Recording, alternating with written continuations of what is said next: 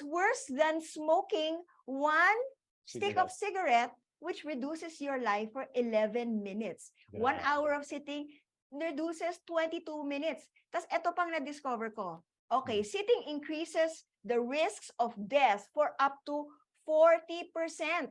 And sitting 6+ hours per day makes you 40% likelier to die within 15 years. OMG, sabi ni Teresa. I know.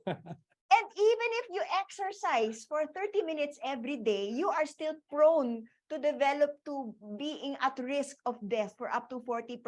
Di ba nakakatakot? So sitting disease causes 94% higher chances of death in ano ba tong nauna?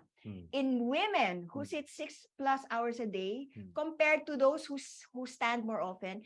Tapos 48% naman sa men, higher chance of death if you're sitting for 6+ hours a day. Eh tayo, ilang oras na tayo nakaupo ngayon?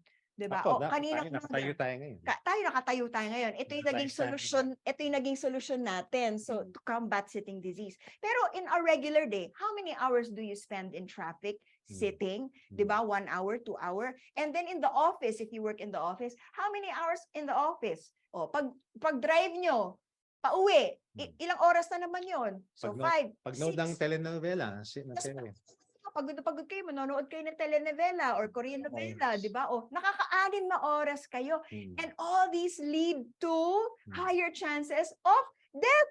Ano yan, di ba? So, nakakatakot na merong sitting disease. It's really all about the sedentary lifestyle. And according to this research, 20% of breast cancer complaints is because of sitting continuously. Wow. 27% of diabetes complaints is because sitting more times in a day. 30% of heart disease, 25% of digestive tract cancer. Lahat ng yan dahil nakaupo tayo ng madalas in one day. So paano yan?